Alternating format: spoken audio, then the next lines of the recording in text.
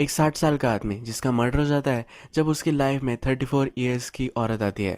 इस औरत का एक हस्बैंड सोल्जर भी था। आज की मूवी द ह्यूमन स्टैंड ये एक हॉलीवुड मूवी है। आप अपनी आइडेंटिटी से कितना भी बचना चाहो पर लास्ट में आपको एक कॉटअप कर ही लेती है। मूवी में बहुत अच्छा मैसेज हमें दिया गया है, तो डायरेक्टली स्टार्ट करते हैं। मूवी के लास्ट में सब कुछ चीज़ें मैं आपको डिटेल में समझाऊंगा, तो प्लीज़ इस वीडियो को लास्ट तक देखिएगा। तो चलिए शुरू करते हैं। मूवी स्टार्ट होती है और हमें गाड़ी आइस पर चल रही है दिखता है। इस गाड़ी में कोलमन और फोनिया होते हैं। इनके सामने एक गाड़ी आती है और इनकी गाड़ी आइस में चली जाती है। अब मूवी फिर से फ्लैशबैक में स्टार्ट हो जाती है। ये जो स्टोरी है ये हमें एक राइटर बता रहा है जिसका नाम होता है नेथन। नेथन के बारे में जैसे मूवी प्रोग्रेस होगी वैसे हम और भी जानेंगे। ये स्टोरी है कोलमन के बारे में। ये अमेरिका में पहला जू डीन था। जिस स्कूल का वो डीन होता है, इस स्कूल को वो बहुत आगे लेकर गया होता है। ये सब डिसिप्लिन के दम पर उसने किया होता है। अब नेक्स्ट सीन में हमें दिखता है कि वो अपने क्लास में पढ़ा रहा होता है। पढ़ाने के बाद वो प्रेजेंट ही लेता है। इसमें कुछ लोग गायब होते हैं। ये इन लोगों को स्पूक्स बुलाता है। स्पूक्स का मतलब घोस्ट। ये कभी भी इसे दिखते नहीं, तो इस कंटेक्स्ट में वो उन्हें घोस्ट पुकारता है। नेक्स्ट हमें दिखता है कि कोलमन पर इंक्वायरी बैठी हुई होती है। जिन बच्चों को इसने स्पूक्स बुलाया था ये निग्रो थे।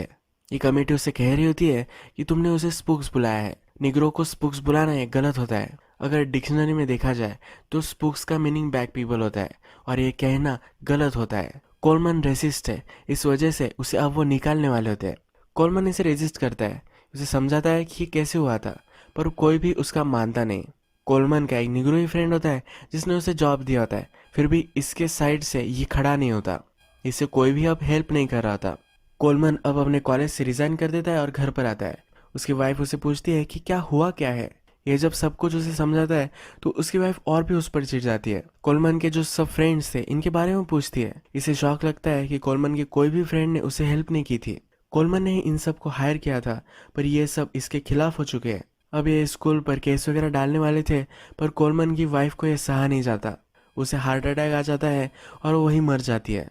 इसके बाद हमें दिखता है कि बहुत सारा टाइम गुजर जाता है। कोलमन जहाँ रहता है तो उसके पास ही वुड्स में नेथन भी रहता है। नेथन एक राइटर था। उसका डिवोर्स हो जाने के बाद वो वुड्स में आकर रहता है। कोलमन अकेला महसूस करता है तो उसके पास वो आ जाता है। नेथन कोलमन का ही स्टूडेंट है। कोलमन आकर उसे कहता है, मुझे पता है कि तुम बुक लिख रहे हो, पर अभी भी तुम्हारी बुक कंप्लीट नहीं हुई है। पिछली बुक्स तुम्हारी बहुत ही सक्सेस थी, पर इस बार तुम अटक चुके हो। कोलमन कहता है कि तुम मेरे बारे में लिख सकते हो। स्कूल के लोगों ने मुझे किस तरह से अक्यूज किया था और इसकी वजह से मेरी वाइफ मर गई। इन लोगों ने मेरी वाइफ का मर्डर किया है। अगर तुम इस बारे में बुक लिखोगे तो लोग इसे इंटरेस्टेड होकर पढ़ेंगे। नेथन कहता है कि मैं फिक्शन लिखता हूँ, इस तरह की बुक्स में नहीं लिखता। वो कोलमन को कहता है कि तुम भी बुक लिख सकते हो, इसमें कोई भी प्रॉब्लम नहीं है। वो उसे बुक लिखने में हेल्प भी करने वाला होता है। कोलमन और नेथन दोनों अकेले ही है, तो इसी वजह से अब ये दोनों फ्रेंड्स बन जाते हैं। ये गेम्स खेलते हैं, ड्रिंक करते हैं, बहुत अच्छी फ्रेंडशिप इनकी हो जाती है। नेथन फिर उसके बारे में हमें बता रहा होता है। यहाँ हमें पता चलता है कि नेथन को कैंसर है। उसका कैंसर कभी वापस आ सकता है, तो इसी वजह से वो सब दुनिया से दूर यहाँ एक वुड्स में आकर रह रहा है। उसे सब लोगों के एक्सपेक्टेशन से दूर रहना होता है। अब 2-3 महीने गुजर जाते हैं और कोलमन ने अपनी बुक कंप्लीट कर ली होती है। तो उसे लगता है कि ये बहुत ही घटिया बुक है, इसमें वो पागल आदमी की तरह लग रहा है।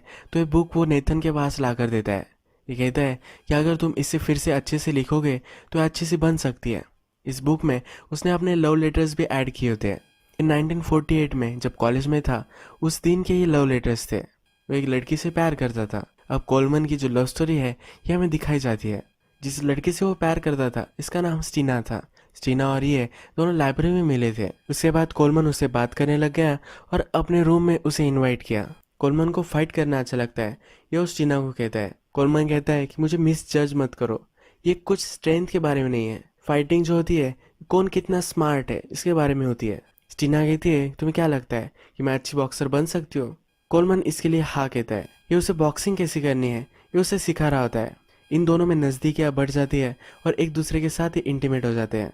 अब हमें फिर से प्रेजेंट दिखाया गया है। कोलमन और नेथन रात में बातें कर रहे होते हैं। कोलमन नेथन को कह रहा होता है कि मुझे कभी मरना नहीं है, मरने की आइडिया मुझे बहुत ही घटिया लग रही है। कोलमन का आज मूड बहुत ही अच्छा होता है। वो ग्रामोफोन पर एक म्यूजिक लगाता है और वो नेथन के साथ डांस करने लग जाता है। कोलमन आज बहुत ही ज़्यादा ही खुश होता है, तो नेथन पूछता है कि हो क्या रहा है। कोलमन कहता है कि मेरा अफेयर चल रहा है, आजकल मैं 34 ईयर्स की औरत के साथ हूँ, उसे जिंदगी के बहुत ही मजे आ रहे हैं। नेथन पूछता है कि तुम उसे मिले कैसे। कोलमन फिर बताता है कि वो उससे कैसे मिला था।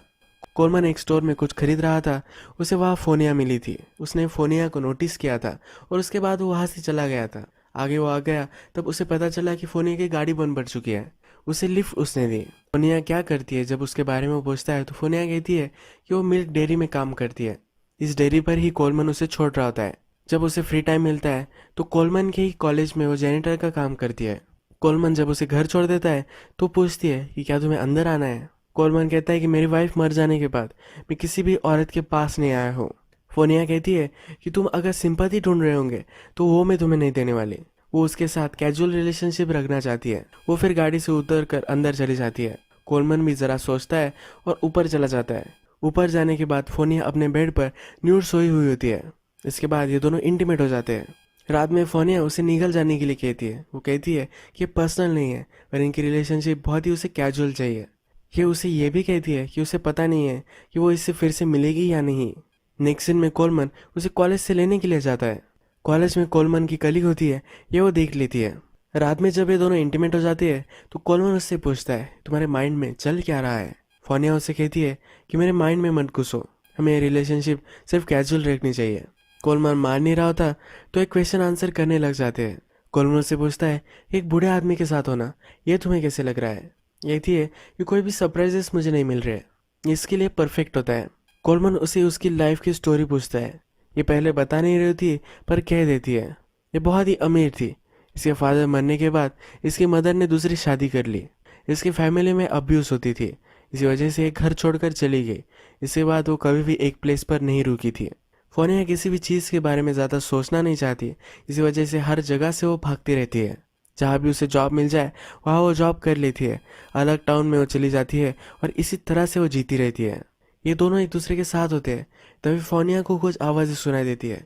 ये कहती है कि मेरा एक्स हस्बैंड है, ये आर्मी में था, ये हमेशा मेरा पीछा करता रहता है, ये अब पागल हो चुका है और जब हम मैरिड थे तो मुझे मारा भी करता था। कोलमन से कहता है कि वहाँ कोई भी नहीं है, उसे कोई भी आवाज़ सुनाई नहीं दे रही होती है। नेक्स्ट सीन में फोनिया का एक्स हस्बैंड हमें दिखाई देता है। उसकी इंटरव्यू चल रही होती है। फोनिया को वो मारता था और अब्यूज़ करता था, इसी वजह से मेंटल हॉस्पिटल में अब वो है। उससे एक साइकोलॉजिस्ट बात कर रही है। उसे जब पूछा जाता है कि क्या उसने अपनी वाइफ को कभी मारा था तो इसे वो डिनाई कर देता है। वो कहता है कि कभी भी मैंने उसे हाथ नहीं लगाया था, उसे हमारे बच्चे मिल जाए इसी वजह से उसने ये सब साजिश रची थी। ये केयरफुल नहीं रही और उसने अपने बच्चों को ही मार डाला। इसके बाद कोलमन और फोनिया एक रेस्टोरेंट में आए हुए में दिखते हैं। फोनिया इस रेस्टोरेंट में बहुत ही अनकंफर्टेबल होती है। कोलमन फोनिया को नेथन से मिलाना चाहता है। जब नेथन वहाँ आता है तो फोनिया उस पर चिढ़ जाती है। वो वहाँ से गुस्से में ही कार में आकर बैठ जाती है। कोलमन भी उसके पीछे पीछे कार में आ जाता है। फोनिया उसे कहती है कि रेस्टोरेंट बहुत ही फैंसी है, मैं एक जैनिटर हूँ, मैं डेयरी में काम करती हूँ, हम दोनों का कहीं भी तालमेल नहीं है। तुम्हारे फ्रेंड से तुम मुझे मिलवाना चाहते थे, पर तुम्हारे फ्रेंड से तुम क्या कहोगे, सबको एक गलत ही लगेगा, कोई भी हमें एक्सेप्ट नहीं करने वाला। फोनिया कहती है कि तुम्हें मुझे अब जाने देना चाहिए। वो उससे ब्रेकअप कर रही होती है। कोलमन उसे कहता है कि मैं नहीं होने दे सकता, मैं तुम्हें छोड़ नहीं सकता। रात में हम देखते हैं कि कोलमन फोनिया के यहाँ सोया हुआ होता है। तभी फोनिया का एक हस्बैंड वहाँ आ जाता है। यहाँ आकर बहुत ही आवाज़ें कर रहा होता है, गाड़ी के हॉर्न्स बजा रहा होता है। कोलमन इस पर चिढ़ जाता है और डंडा लेकर बाहर आ जाता है। वो फोनिया को घर लेकर जाना चाहता है। फोनिया ने ऑलरेडी पुलिस को बुलवाया होता है। पुलिस उसे जब लेकर जा रही होती है तो फोनिया को मर्डरर बुलाता है। जब फोनिया और कोलमन अंदर आते हैं तो फोनिया उसके बच्चों के बारे में उसे कहती है। वो अपने बच्चों की चीज़ें उसे दिखाती है। कहती है कि मेरे बच्चे मर जाने के बाद इन चीज़ों का मुझे क्या करना है मुझे समझ में नहीं आता। यह बहुत ही दुख में होती है। यह रोते रोते ये सब कुछ कह रही होती है। ये कहती है कि विंटर था और मैंने फायर प्लेस जलाया था, उसकी शील्ड उससे गिर गई थी, इसी वजह से पूरा घर जल गया था, इसमें उसके बच्चे भी मर गए। इसके एक्स हस्बैंड को यह सब पता है, इसी वजह से उसे मर्डरर ही बुलाता है। और नेक्स्ट दिन में हम देखते हैं कि कोलमन को एक लेटर मिलता है। इसमें उसकी एक्स कलीग ने लिखा होता है कि उसे पता है कि वो अब क्या कर रहा है।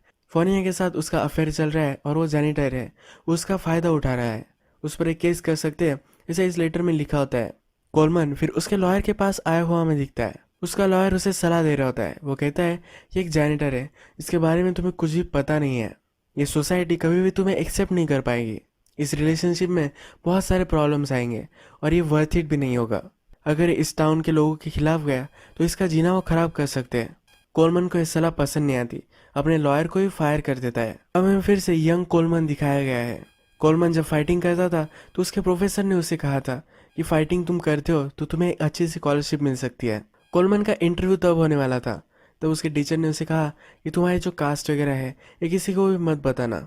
कोलमन जब घर आता है तब हमें पता चलता है कि कोलमन खुद ही निग्रो है। इनकी फैमिली में कोलमन एक एनोमली है। कोलमन ब्लैक है तो फिर भी इसकी स्किन वाइट है। मूवी के फर्स्ट में हमें बताया जाता है कि ये जू है। जू होने की आइडेंटिटी इसने ले ली है। ये जब घर पर आता है तो ये सब डिनर कर रहे होते हैं। कोलमन के फादर को अच्छा नहीं लगता कि ये फाइट करता है। उसके फादर उसे कहते हैं कि अब तुम्हें फाइटिंग वगैरह सब कुछ बंद कर दोगे, तुम ऑक्सफोर्ड में जाने वाले हो। उसके फादर बहुत ही स्ट्रिक्ट होते हैं। उसके फादर जो उसे कहते हैं वही उसे करना पड़ता है। इसके फादर एक ट्रेन में काम करते हैं। इस ट्रेन में वो जब सर्व कर रहे होते हैं तभी इन्हें हार्ट अटैक आ जाता है और ये मर जाते हैं। कोलमन फिर अपनी मदर से कहता है कि मेरी लाइफ है, मुझे क्या करना चाहिए ये मुझे डिसाइड करना होगा। वो ऑक्सफोर्ड में नहीं जाना चाहता। ऑक्सफोर्ड में हमेशा निग्रो लोगों के लिए बातें की जाती है, उनके राइट्स के लिए लड़ाया जाता है। कोलमन कहता है कि मैं कभी भी पॉलिटिकल इंसान नहीं था, मैं इन सब में फंसना नहीं चाहता। वो एक नॉर्मल आदमी की तरह एक अच्छी सी लाइफ जीना चाहता है। वो अपनी मदर को कहता है कि मैं ऑक्सफोर्ड में नहीं जाने वाला, ये मेरी लाइफ है, प्लीज़ मुझे डिसाइड करने दो। इसकी मदर कहती है मैं तुमसे आर्ग्यू नहीं करने वाली। इसकी मदर को दुख होता है पर इसे वो एक्सेप्ट कर लेती है। अपनी एजुकेशन कंप्लीट करने के बाद कोलमन आर्मी में चला जाता है। आर्मी में भी वो जू है, इस तरह से वो लिखता है। इस वजह से इसकी आइडेंटिटी अब पूरी तरीके से बदल चुकी है। प्रेजेंट में नेथन कोलमन से मिलने के लिए आया होता है। वो उसे समझा रहा होता है ये जो तुम्हारी रिलेशनशिप है ये गलत है। फोनिया का एक्स हस्बैंड बहुत ही डेंजरस है, वो तुम्हें हर्ट कर सकता है। कोलमन कहता है कि वो मरने से नहीं डरता, उसे उसकी जो लाइफ अब है ये बहुत ही अच्छी लगती है। नेथन कहता है कि लोग तुम्हारे बारे में बात करने लग गए हैं, वो कह रहे हैं कि तुमने फोनिया को प्रेग्नेंट कर दिया है। कोलमन को लगता है कि नेथन उसे अक्यूज कर रहा है। नेथन कहता है तुम्हारा एक अच्छा फ्रेंड हो, एक फ्रेंड की तरह ही मुझे तुमसे बात करनी है। कोलमन उसे कहता है कि ये मेरे लाइफ का लास्ट लव है, इसके बाद में कभी मुझे इंटीमेसी मिलने नहीं वाली। ये कहकर वो यहाँ से चला जाता है। इसके बाद हमें फिर से यंग कोलमन दिखाया जाता है। अब ये आर्मी से आ चुका है पर अभी भी वो स्टीना के साथ है। इन दोनों की रिलेशनशिप अब अच्छी तरीके से डेवलप हो चुकी है। स्टीना इनसिक्योर हो रही होती है कि क्या ये रिलेशनशिप कभी आगे बढ़ेगी, तो इसी वजह से अब वो उसे अपनी फैमिली से मिलाना चाहता है। स्टीना अब बहुत ही खुश होती है। स्टीना को पता नहीं होता है कि कोलमन ब्लैक है। जब वो उसकी मदर से उसे मिलवाने के लिए लेकर जाता है तो उससे बहुत ही अनकंफर्टेबल महसूस होता है। उसकी मदर से वो अच्छे से बात करती है पर जब ये ट्रेन से वापस आ रहे होते हैं तो ये रोने लग जाती है। इसकी फैमिली कभी भी इन दोनों की रिलेशनशिप को एक्सेप्ट नहीं कर पाएगी और इसके लिए बहुत ही हार्ड होता है। इसी वजह से अब ये इसके साथ रिलेशनशिप नहीं रखना चाहती। कोलमन फिर सब उसका गुस्सा अपने फाइटिंग में निकालता है। वो एक निग्रो से ही लड़ रहा होता है, इसे वो बहुत मारता है। उसका प्रोफेसर कहता है कि वो गिर चुका था, तुम्हें उसे इतना मारने की ज़रूरत नहीं थी। ये कहता है कि निग्रो को मारने के लिए मुझे किसी की डांट पड़ी है, मुझे अच्छा नहीं लगता। ये खुद ही निग्रो है पर ये अब भेदभाव करने लग जाता है, ये कुछ अलग है ऐसा वो प्रिटेंड करता है। अब हमें फिर से प्रेजेंट दिखाया जाता है। कोलमन और फोनिया की जो रिलेशनशिप है ये अब नेक्स्ट लेवल पर जाती है। फोनिया कभी भी उसके साथ रात में नहीं रुकती पर अब ये उसके साथ रुकने लग चुकी है। अब ये रिलेशनशिप नेक्स्ट लेवल पर जा रही है तो फोनिया को डर लगने लग जाता है। जब कोलमन उसके जॉब के बारे में बात कर रहा होता है तो उस पर वो चिढ़ जाती है। वो कहती है कि हमेशा तुम तुम्हारे बारे में बात करते रहते हो, तुम्हारे साथ जो हुआ है ये कोई बड़ी ट्रेजेडी नहीं हुई है। वो फिर उसके साथ क्या गलत हुआ है इसके बारे में बात करती है। कोलमन से फाइट ले लेती है और वहाँ से वो चली जाती है। वो रोड से चलती जाती है और एक बर्ड हाउस पर आ जाती है। एक कौवा उसे यहाँ पसंद आता है। इसके बारे में जो वो पूछती है तो शॉप ओनर कहती है इस कौवा कभी भी बाहर उड़ नहीं सकता, ये जब छोटा था तब से एक केज में ही है, इसी वजह से इसे उड़ना कैसे है पता नहीं है। जब बाहर जाता है तो दूसरे कौवे उसे मारने लग जाते हैं। फोनिया इस कौवे से रिलेट कर पाती है। ये कहती है कि जब मेरे बच्चे मर गए थे तो मैंने अपनी मदर को कॉल किया था, उसकी मदर ने उसे पहचानने से इनकार कर दिया था। जिस तरह से कौवा अपनी आइडेंटिटी खो चुका है उसी तरह से अपनी आइडेंटिटी ये भी खो चुकी है। इसे क्या करना है ये समझ में नहीं आता। इसे अब बुरा लगता है। इसे लाइफ में एक अच्छा चांस मिला है, ये कोलमन के साथ एक अच्छी लाइफ जी सकती है। अब वे फिर से कोलमन के पास आ जाती है, इसे वो सॉरी कहती है। कोलमन भी उसे माफ़ कर देता है, उसे हक करती है और कहती है कि वो प्रेग्नेंट है। इसके बाद हमें दिखता है कि दोनों गाड़ी से जा रहे होते हैं और इनका एक्सीडेंट हो जाता है। यहाँ फोनिया का हस्बैंड भी था। नेथन फिर हमसे बात करता है कि मुझे पता है कि ये एक्सीडेंट नहीं था, ये करवाया गया था। अब कोलमन और फोनिया दोनों मर चुके हैं। फोनिया के हस्बैंड से बात की जाती है। इससे जब इंक्वायरी होती है तो ये सब मना कर देता है। ये कहता है कि मेरा इन सब से कोई भी संबंध नहीं है, इसके खिलाफ कोई भी एविडेंस भी नहीं होते, तो इसे छोड़ दिया जाता है। इसके बाद हमें कोलमन का मेमोरियल दिखता है। उसके जो सब कलीग्स थे, अब इन्हें बहुत ही दुख हो रहा होता है। ये कहते हैं कि हमने जो किया था एक गलत किया था, हमें अपने फ्रेंड को सपोर्ट करना चाहिए था। मरने के बाद कोलमन के आरोप खत्म हो चुके हैं। कोलमन का जो मेमोरियल चल रहा होता है तो कोलमन की सिस्टर वहाँ आती है। नेथन जब इसे देखता है तो ये समझ नहीं पाता कोलमन की सिस्टर ब्लैक कैसे हो सकती है। ये फिर उसे कोलमन के बारे में सब कुछ बता देती है। हमें फिर कोलमन का एक पास का सीन दिखाया जाता है। वो अपनी मदर के पास आ चुका है। कोलमन की जो वाइफ थी उससे अब वो मिल चुका है। वो अपनी मदर के पास आता है और कहता है कि मेरे पेरेंट्स डेड है, ऐसा मैंने उससे बताया है। अगर इसे भी पता चल गया कि कोलमन ब्लैक है तो इनकी रिलेशनशिप में प्रॉब्लम आ सकता है। इसी वजह से अपने फादर और मदर डेड है, इसी तरह से वो बताता है। उसकी मदर कहती है कि ऐसा कैसे तुम कर सकते हो, हम दोनों के बारे में तो ठीक था, पर तुम्हारे ब्रदर सिस्टर इनके बारे में भी तुम नहीं बताओगे। उसकी मदर उसे कहती है कि ये भी ठीक है, क्या तुम तुम्हारे बच्चों से मुझे मिलने दोगे? 5 साल बाद मेरा जब बर्थडे होगा तब मैं स्टेशन पर रुकूंगी, तुम तब तुम्हारे बच्चों को वहां से लेकर आना। मैं सिर्फ उन्हें देख लूंगी, कोई भी कांटेक्ट नहीं बनाऊंगी। सिर्फ उसकी मदर की यही इच्छा होती है। मदर फिर सोचती है और पूछती है क्या तुम बच्चे भी नहीं होने दोगे? कोलमन की जीन्स तो अभी भी निग्रो ही है, तो अगर उसके बच्चे भी ब्लैक आ गए तो बहुत ही प्रॉब्लम हो सकती है। कोलमन ने अपनी मदर से इस तरह से बात की थी तो उसका ब्रदर उसे मिलने के लिए आता है। उससे कहता है कि कभी भी तुम मुझे अब दिखना मत, मदर के पास कभी भी मत आना। कोलमन की मदर कोलमन को याद करते करते ही मर गई। वो कभी भी उसे मिलने के लिए नहीं आया। ये सब चीज़ें कोलमन की सिस्टर अब नेथन को बता रही होती है। वो इस पर हंस रही होती है। ये कहती है कि जो इल्ज़ाम कोलमन पे थे ये बहुत ही घटिया थे। कोलमन निग्रो था और इससे वो भागता रहता था और लास्ट में इसने उसे कॉटअप कर ही लिया। इसी वजह से उसका पूरा करियर खत्म हो चुका था। कोलमन अगर चाहता तो अपने चार्जेस वो ड्रॉप कर सकता था। अपनी आइडेंटिटी अगर कलीग्स को उसने बता दी होती तो उस पर ये चार्जेस नहीं लगते। नेथन हमसे कहता है कि अब मैं कोलमन के बारे में बुक लिखने वाला हूँ। एक लास्ट काम इससे पहले वो करना चाहता है। फोनिया के हस्बैंड से वो मिलना चाहता है। उसे पता है कि ये मर्डरर है, उसके पास वो आ जाता है। फोनिया का हस्बैंड फ्रोजन लेक में फिशिंग कर रहा होता है। नेथन कहता है कि बहुत ही ब्यूटीफुल स्पॉट है। फोनिया का हस्बैंड कहता है इसके बारे में किसी को भी पता नहीं है। ये अब एक दूसरे से सार्केस्टिकली बात कर रहे होते हैं। फोनिया के हस्बैंड को फिश नहीं मिल रहे होते तो इससे पूछता है कि तुम्हें इसके बारे में कैसा लग रहा है। फोनिया के हस्बैंड कहता है अगर मेरा बेटा जिंदा होता तो उसके साथ मैं फिशिंग करता। यह कहता है कि जब मैं वियतनाम में था तो मुझे बहुत ही स्ट्रेस हुआ था। अभी भी मैं लोगों से नहीं मिलना चाहता। मैं जब वापस आया तो मैं जिस तरह से बर्ताव कर रहा था उसी वजह से मेरी मैरिज टूट गई थी। फोनिया का हस्बैंड पूछता है किस तरह के लोगों के बारे में तुम लिखते हो। नेथन कहता है कि तुम जैसे लोगों के बारे में लिखता हो।